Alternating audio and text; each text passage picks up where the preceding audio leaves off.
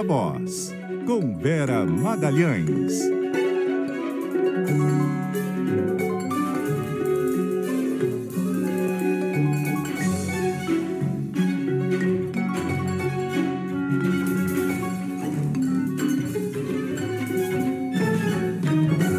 Vera Magalhães, muito boa noite, tudo bem? Oi, Débora. Oi, Carol. Boa noite. Boa noite para os ouvintes. Boa noite para todo mundo que nos assiste nesse dia de grandes notícias, muita coisa para a gente discutir, né, aqui no Viva Voz. Oi, Vera. Boa noite. Grandes notícias com uma série de impactos, né? Exato. E a gente vai já para Brasília. O Igor Cardim conta mais para a gente sobre a oficialização do tarifaço, que alguns estão chamando de tarifinho, já se falou em recuo. Fala mais para a gente, Igor. Boa noite. Pois é, Débora, eu já até ouvi uma tentativa de tarifinho. Boa noite para você, para a Vera e também para os ouvintes. O presidente dos Estados Unidos, então, assinou a ordem executiva que eleva para 50% a tarifa de importações sobre produtos brasileiros, aumentando em 40 pontos percentuais sobre aquela outra tarifa anterior de 10% anunciada pela Casa Branca. A implantação estava prevista para esta sexta-feira, dia 1º de agosto, mas foi adiada em 7 dias a partir de hoje. Então, a partir do dia 6 de agosto, passa a valer. A justificativa é proteger a segurança nacional, a política externa e a economia americana diante de supostas ameaças por parte do governo brasileiro. É isso que a Casa Branca traz no comunicado. Apesar desse impacto, a gente até comentou aqui sobre a expectativa pelo tarifaço, e ele acabou sendo diminuído justamente por conta da exclusão de quase 700 itens, produtos que foram preservados e estão em outras tarifas, ou então isentos de tarifas. E aí, por conta disso, itens como aviões da Embraer, peças aeronáuticas, turbinas, motores, além de insumos como petróleo, celulose e o próprio suco de laranja, que foi bastante falado, acabaram sendo isentos dessa tarifa imposta pelo governo americano. Por outro lado, o agronegócio deve ser impactado, porque itens como a carne, o café, as frutas, também o cacau, estão incluídas nessa lista e também serão taxados pelo governo do presidente dos Estados Unidos, Donald Trump. E nesta quarta-feira também a ordem acusa o governo brasileiro de violar direitos humanos, promover perseguições políticas, citando que empresas dos Estados Unidos foram ameaçadas com multas e exclusão do mercado por não cumprirem decisões do STF. Segundo a Casa Branca, o objetivo, portanto, da nova tarifa é responder a essas práticas com medidas emergenciais amparadas pela lei. A gente já conversou, inclusive, com alguns setores aqui, associações de setores como das frutas e também das carnes. O presidente da ABEC falou agora há pouco que a estratégia adotada agora pelos setores de exportadores de carne bovina será a busca por novos mercados, com foco, inclusive, na Ásia, para tentar ampliar os mercados e aumentar a evasão da carne brasileira para outros países. Débora. Oi, Igor, é a Vera aqui, boa noite. O governo brasileiro já começou a se manifestar a respeito da concretização da ameaça do tarifaço e o presidente Lula falou mais cedo, né? Em que tom que o presidente falou? Pois é, Vera, ele participava de uma cerimônia aqui no Palácio do Planalto, aquela cerimônia de sanção da lei que prevê, entre outras coisas, a não utilização de animais em testes para itens de cosmético, itens de beleza, e disse que hoje era um dia importante para a soberania nacional, principalmente para a soberania animal. E aí, antes de deixar essa cerimônia, ele usou um tom irônico ali, dizendo que tinha que cuidou da soberania dos animais e agora tinha que cuidar da soberania nacional. Vamos ouvir um trechinho. Eu estou saindo daqui completa porque eu vou me reunir ali para defender outra soberania, a soberania do povo brasileiro em função das medidas anunciadas pelo presidente dos Estados Unidos. Então, hoje, para mim, é o dia sagrado da soberania. Da soberania de coisas que eu gosto, os animais e os seres humanos. Pois é, e aí ele saiu e já foi logo para uma reunião com ministros aqui no Planalto, uma reunião envolvendo muitos ministros, tem desde o ministro da Advocacia Geral da União, Jorge Messias, tem o Fernando Haddad, ministro e também vice-presidente geral do Alckmin, o ministro da Gleisi Hoffmann, estão todos reunidos há muitas horas já discutindo o tarifaço de Donald Trump. Vera. Obrigada, Igor, pelas suas informações. Bom, Vera, dá para a gente falar de vários temas aqui, né? Primeiro, essa negociação, extensão do prazo e alguns setores sendo retirados, setores importantes, mas ainda há setores tão importantes quanto, como o setor da carne, do café e de frutas, que a princípio serão tarifados também. Eu acho que a gente acaba se acostumando rapidamente às coisas inadmissíveis, né? E aí, quando vem algum tipo de atenuação numa coisa que é absolutamente arbitrária e inadmissível, a gente fala, nossa, mas veio menor do que o que a gente esperava. Isso aí já é um tipo de raciocínio típico de quem está vivendo uma distopia, porque não era para ter nenhuma tarifa sobre nenhum produto nessa magnitude de 50%. Isso é inconcebível e a maneira arbitrária, sem nenhuma justificativa econômica, sem nenhuma justificativa de ordem comercial, nem na nota em que apresenta a concretização do tarifaço, eles já abandonaram, mandaram as favas, as justificativas econômicas. Fica ali uma cantilena totalmente política, calcada na questão do judiciário brasileiro, falando sandices do tipo que o Brasil ameaça a segurança dos Estados Unidos. E aí vem um tarifaço que excetua ali 600 e tantos produtos, mas taxa mais de 4 mil produtos brasileiros. A tarifa média que se tem disso daí deve orbitar em torno de 30%.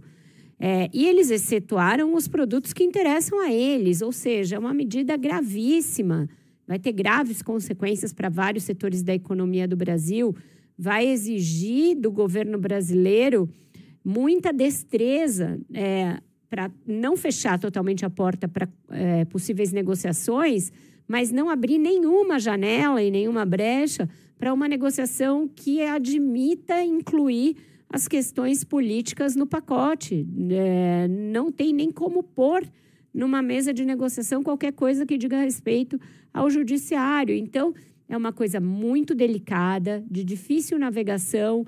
O ineditismo das circunstâncias em que o Trump chantageia os países impede que se tenha na história da diplomacia de mais de 200 anos de relações entre os dois países qualquer precedente, qualquer atuação anterior que sirva de marco, que sirva de métrica para a gente se guiar. Então, estamos andando sem aparelhos, numa situação absolutamente esdrúxula, kafkiana, que não deveria estar acontecendo, que vai prejudicar a economia brasileira num momento que já era de muitos questionamentos sobre os nossos próprios problemas internos, mas do ponto de vista político, e a gente pode até se estender sobre isso mais adiante, dá ao Lula uma boa cartada, que é essa cartada de defesa da soberania, que é real, não é um truque de marketing, não é uma maquinação do Sidônio, como era aquela história dos nós contra eles, com um certo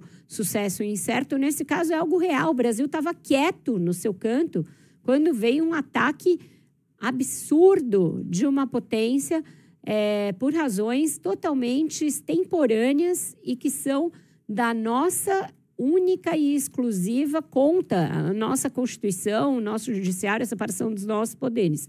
Então, do ponto de vista político, se o Lula conseguir agir dentro ali de uma racionalidade, ouvindo todo mundo e não fazendo nada de improviso, ele tem uma chance de reafirmar a soberania brasileira e se sair bem desse caso. O presidente Lula, inclusive, deu uma entrevista publicada hoje no New York Times, né, Vera? E a chamada do New York Times era assim: ninguém desafia Trump como presidente do Brasil. E foi uma entrevista em que acho que o Lula conseguiu colocar bastante bem todos esses argumentos, né? Olha, o Brasil quer negociar, mas a gente não está conseguindo negociar, não tem interlocução, a gente está preocupado, é claro, com esse assunto, mas isso não significa que o Brasil vai ser subserviente nesse debate, né?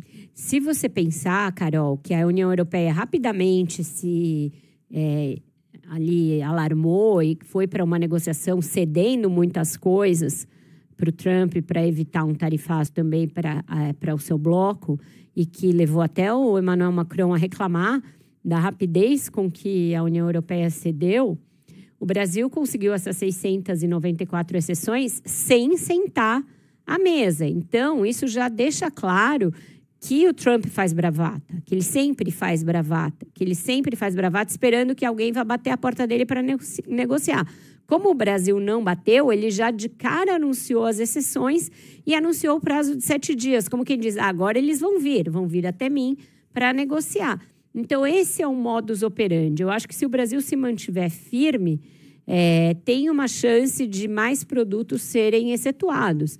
Questão do suco de laranja, que já ficou fora, né? O suco de laranja e inclusive o congelado, processado, tal, tá fora. Mas as outras frutas não. Então, eu acho que tem como aumentar essa lista de exceções sem, e eu repito porque isso é importante, de forma nenhuma condescender com qualquer passo, mínimo que seja, no sentido de ceder a chantagens envolvendo família Bolsonaro, Alexandre de Moraes, Supremo Tribunal Federal, andamento de qualquer processo. Isso é inegociável. Vamos falar um pouquinho mais da questão política, Vera, porque com esse decreto, esse anúncio de hoje, não tem mais conversa, né? Eu acho que não tem mais conversa do ponto de vista desses assuntos, Débora. Hoje, pela primeira vez, o chanceler Mauro Vieira conseguiu ter uma rápida conversa com o Marco Rubio ali, desde que começou essa crise, e ele já chegou, pelas apurações dos nossos colegas, deixando claro que isso não estava em negociação, que ele não estava indo lá para negociar essas questões relativas ao ministro Alexandre de Moraes, que a gente acabou nem detalhando no nosso Abre, mas hoje foi sancionado gravemente pelos Estados Unidos por uma lei que foi totalmente subvertida, cujo conteúdo foi virado do avesso para que fosse aplicada a um integrante da mais alta corte de justiça de um país democrático e livre, uma lei que, na sua origem, foi concebida para punir corruptos, terroristas e outros tipos de bandidos. Então, a lei Magnitsky foi absolutamente revista para ser aplicada ao ministro Alexandre de Moraes. Mas quem é que tem o poder de sustar uma decisão do Trump? A gente está vivendo um absurdo tamanho no mundo, em várias frentes, que o Trump é um imperador sem nenhuma corte revisora, que vai atropelando tudo e todos, determinando essas decisões absolutamente arbitrárias e autoritárias, e é difícil imaginar quem é que vai sustar uma decisão como essa. Alguma corte internacional não tem poder para isso, não vejo. A Suprema Corte norte-americana também tem sido muito tímida em colocar freios ao presidente americano. Então, uma decisão que vai surtir os efeitos que ela tem. O ministro Alexandre de Moraes tem procurado dar a isso uma magnitude muito grande, dizendo que não tem bens nos Estados Unidos, não costuma ir aos Estados Unidos, mas a extensão das sanções impede que ele faça operações básicas do seu dia a dia se elas envolverem empresas americanas. Então, é algo também gravíssimo, inadmissível, sobre o que o Supremo Tribunal Federal deve se manifestar só na sexta-feira, quando acontece a sessão do Supremo. Já vamos falar mais sobre as sanções a Alexandre de Moraes. Só queria trazer aqui uma informação para complementar. A missão do Senado, que foi para os Estados Unidos para tentar também uma negociação paralela, fazer uma paradiplomacia, vai voltar sem conseguir nada efetivamente, nenhum tipo de negociação, embora tenha conversado com muita gente, com parlamentares americanos, com democratas, com republicanos, e volta também com uma preocupação. Porque os Estados Unidos também já anunciaram essa semana, sanções a países que têm negócios com a Rússia, no caso da Índia. E eles estão preocupados que essas sanções também se estendam ao Brasil. Gente, já que a gente já avançou pelo segundo tema, né, que era a Lei Magnitsky contra Alexandre de Moraes, até porque está tudo imbricado, deixa eu colocar a Samantha Klein aqui na conversa, porque ela tem os detalhes sobre isso. Oi, Samantha. Oi, Carol. De fato, totalmente imbricado os dois temas e essas sanções impostas ao ministro Alexandre de Moraes têm um foco nas restrições financeiras, mas pode se estender aí para outras empresas gigantes dos Estados Unidos. Lembrando que a decisão do governo americano prevê o bloqueio de todos os bens do ministro que estejam em território americano ou sob controle de cidadãos dos Estados Unidos. Fontes do STF, em off, alegam que ele não tem nem contas, nem bens, nem investimentos por lá ou qualquer outro ativo. A medida aplicada com base na Lei Global Magnitsky implica bloqueio imediato de todos os bens e interesses em bens de Moraes que estejam no território americano ou ainda sob controle de aliados, de familiares ou empresas americanas. Na prática, Moraes não pode usar cartões de créditos emitidos por instituições financeiras americanas ou vinculadas, como Visa e Mastercard, podendo usar aí cartões emitidos com bandeiras nacionais, como Elo ou Hipercar, por exemplo, ou ainda de outras redes financeiras internacionais que operem fora da jurisdição americana. A Lei Magnitsky permite ainda sanções de forma unilateral, tanto que não precisa aí de nenhum processo judicial para isso, bastou aí um ato administrativo. E as punições previstas incluem o bloqueio de bens, contas, investimentos, e o jurista Walter Maierovitch chegou a dizer que as consequências indiretas também são válidas. Por exemplo, Google, Apple, Amazon, Meta, Microsoft teriam que cortar todo e qualquer vínculo com o ministro Alexandre de Moraes. Há uma outra avaliação também de uma parte dos juristas, é que as sanções estão sendo aplicadas não somente por conta do processo contra o ex-presidente Jair Bolsonaro, mas em especial pelos bloqueios e derrubadas de perfis em redes sociais das gigantes dos Estados Unidos. Como o relator do inquérito das milícias digitais, por exemplo, Moraes determinou diversos bloqueios de contas, além de multas a essas big techs. A advogada Virgínia Machado destaca esse ponto. O nosso ordenamento jurídico define como que as empresas vão trabalhar aqui dentro, quais são os limites, elas precisam ter representantes legais, elas precisam respeitar a nossa legislação, não pode ter atos que venham a violar quaisquer direitos, como envolvendo pedofilia, incitação à violência. Isso é o mínimo. A história do Jair Bolsonaro é muito mais como um bode expiatório para essa questão que envolve esses interesses, muito mais que essa rede opere aqui, que consequentemente ela gere lucro, porque é rede social aqui no Brasil.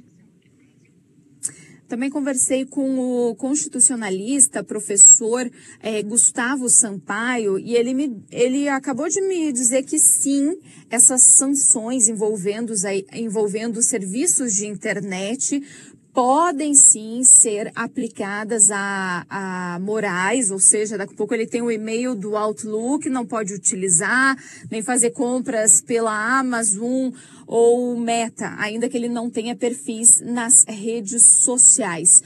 Por outro lado, claro, a gente tem uma repercussão política bastante grande. Com vocês. Obrigada, Samantha. Ah, desculpa, Fala, Carol. Vera.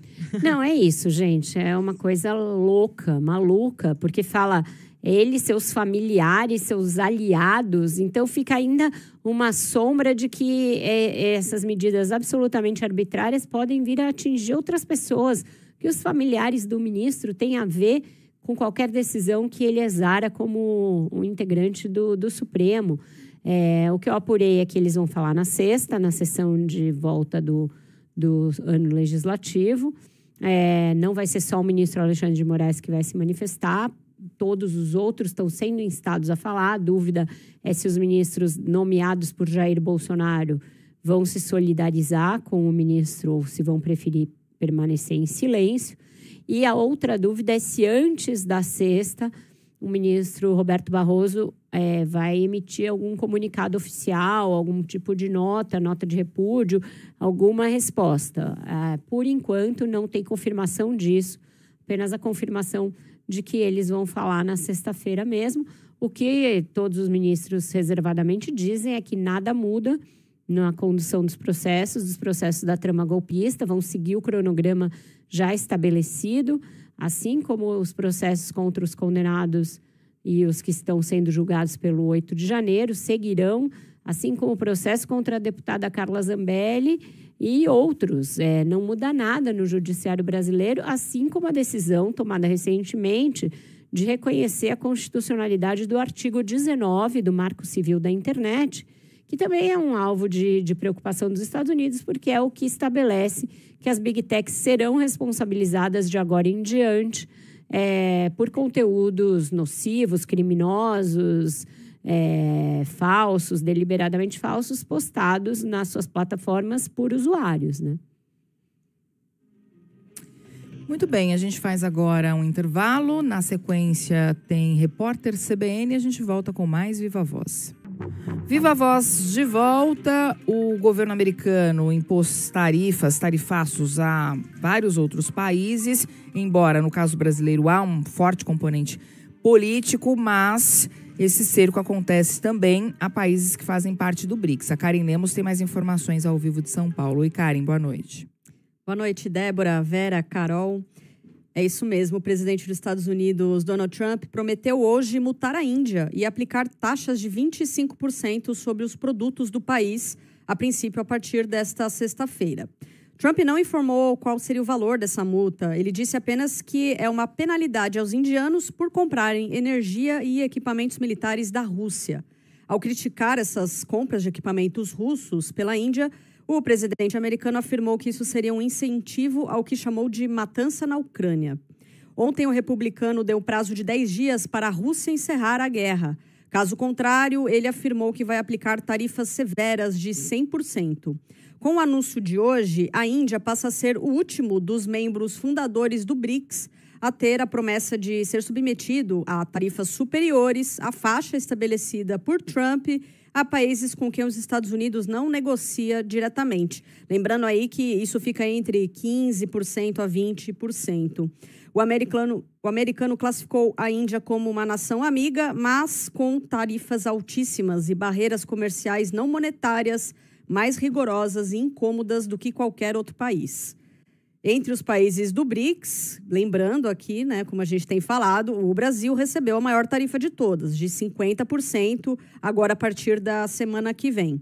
Donald Trump tem dito que o bloco tenta prejudicar a economia dos Estados Unidos, tentando aí desvincular o dólar como moeda padrão em negociações mundiais. E acrescentou que o dólar é rei e que seguirá dessa forma. Aí, falando dos outros membros fundadores, temos a China, é uma situação que também segue instável. Na terça, lembrando aqui, altos funcionários dos dois países encerraram os 2 dias de negociação que estava sendo feito sobre essa guerra tarifária. Até o momento, há uma trégua de 90 dias em vigor, que vai vencer no dia 12 agora de agosto. Os negociadores chineses concordaram em prolongar essa trégua, mas o secretário do Tesouro dos Estados Unidos, o Scott Bessent, disse que qualquer extensão caberia ao presidente Trump.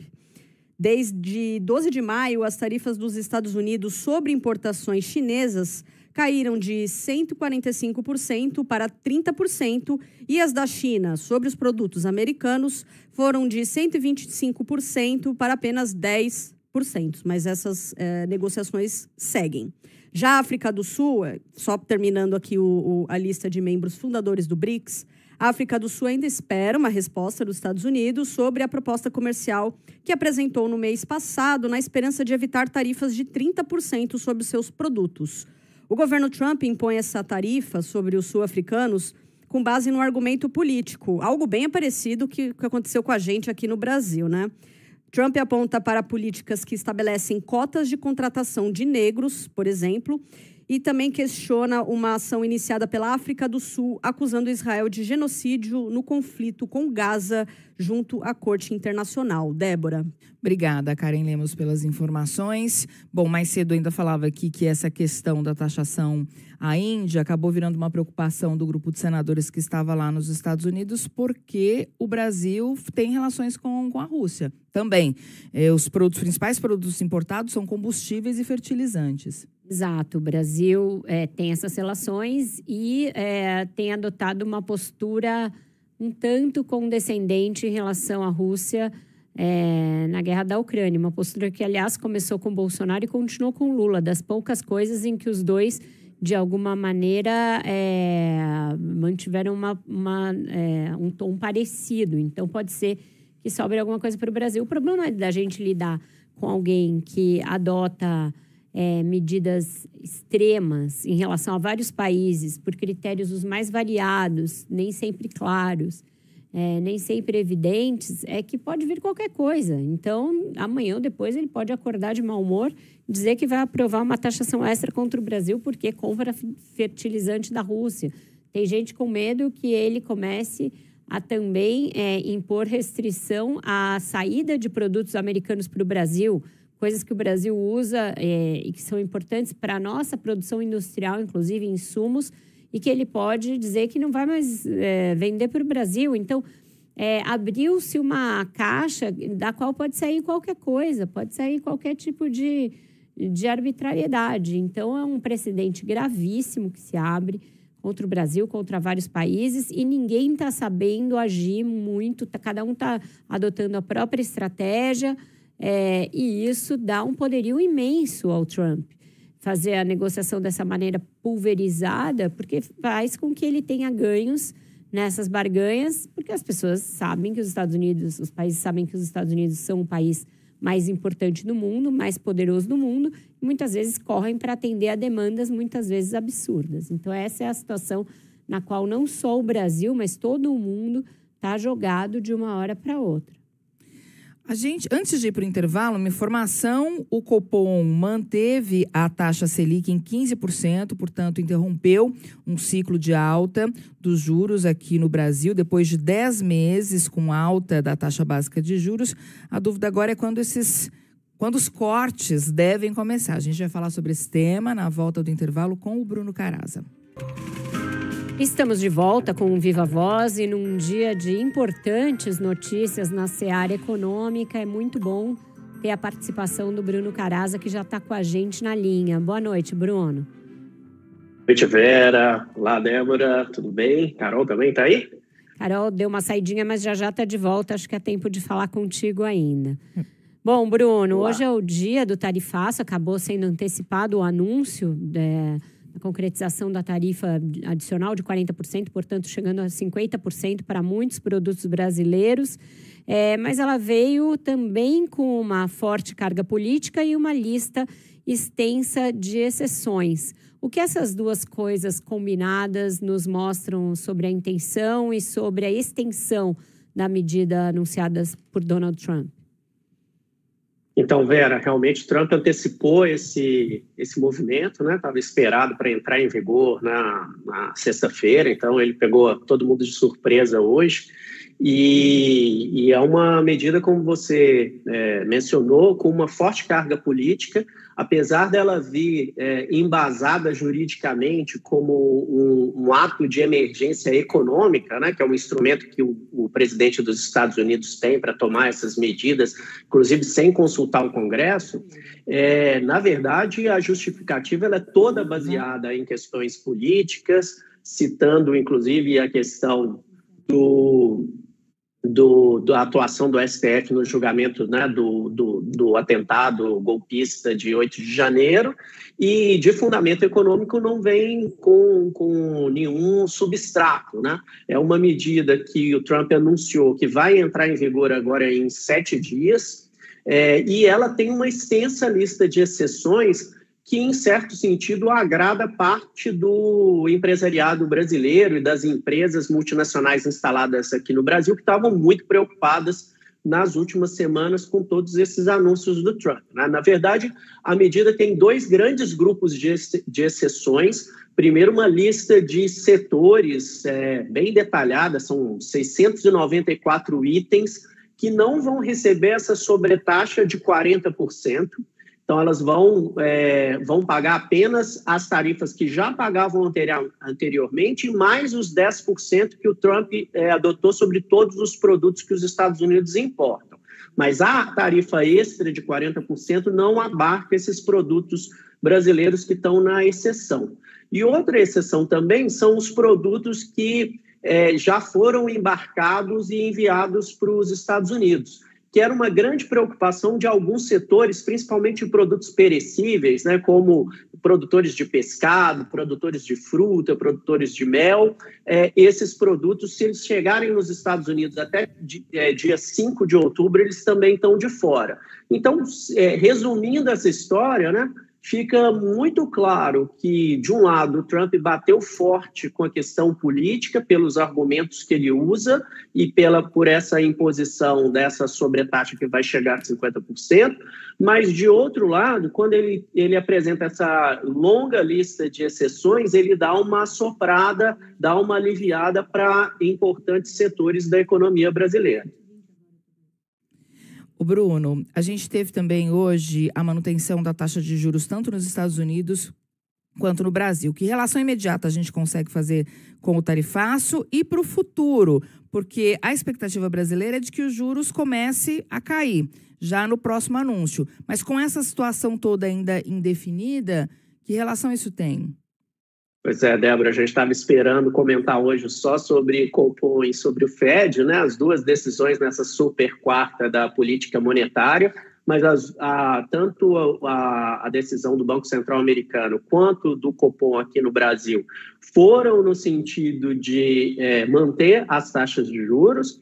E na justificativa do Banco Central, ao determinar essa manutenção dos juros em 15%, o Banco Central, inclusive, deixou explícito que ele está acompanhando de muito perto o que está acontecendo nos Estados Unidos, inclusive os impactos dessa sobretaxa sobre os produtos brasileiros, e ele recomenda cautela nesse momento, acompanhar de perto esses efeitos, porque toda essa condução do Trump em relação à política econômica dele, tanto do ponto de vista comercial quanto do ponto de vista fiscal, gera muita volatilidade no mercado e acaba afetando diversos ativos financeiros. E o mais importante deles é a cotação do dólar. O dólar vinha caindo nos últimos meses, desde o início do tarifaço lá atrás em abril, então o dólar vinha se enfraquecendo. Isso é bom para o Banco Central, né? Ajuda o Banco Central a combater a inflação, mas quando o Trump começou com essa ameaça sobre o Brasil no dia 9 de julho, o dólar deu uma mudança de patamar, subiu, e isso coloca uma certa pressão sobre a inflação. Então, o Banco Central se mantém cauteloso e observando os impactos disso sobre a inflação aqui no Brasil. Bom, a gente ainda vai ter muito para destrinchar dessas medidas. O próprio adiamento da entrada em vigor das tarifas permite a gente imaginar que ainda pode haver até mudanças nos produtos que estão incluídos ou não. A ata da Selic também vai explicitar, a ata do Copom vai explicitar o quanto que a decisão agora e a futura vai ser pautada por isso. Então, a gente vai precisar muito de você, Bruno, para analisar esses assuntos nas próximas semanas. Obrigada por hoje. Ok, gente. Um abraço aí. Até semana que vem. Obrigada, Bruno. Até. Gente, eu me despeço aqui junto com o Bruno, porque hoje ainda vou para o Rio, que amanhã tem mais debate do Globo com políticos aí de diferentes campos. Amanhã e sexta eu vou mediar isso lá. Então, o Viva Voz fica por aqui por hoje. Mas amanhã tem mais. Tem mais, direto com a Carol. Vou estar lá com ela, abraçadinhas, para analisarmos mais alguma loucura que sai até lá, que pode sair, né? Você vai rir, mas eu vou dizer que tá frio aqui, tá? Não vem achando que é verão, trazer sua biquíni, não sei o quê, porque está frio no Rio de Janeiro. Quantos graus, Carol? Levando só roupa cavada, inclusive para a sua festa de aniversário, Carolina Moura. Então não inventa frio, não. Sim, assim, eu já estou até feliz que anteciparam esse tarifaço, porque ia ser no meu aniversário, dia 1º de agosto. Eu já estava um pouco tensa, achando que eu não ia conseguir ir embora aqui da rádio. Antecipou, então, fique tô achando até calma. bom. Tchau, gente. Até amanhã. Beijo, Vera. Até.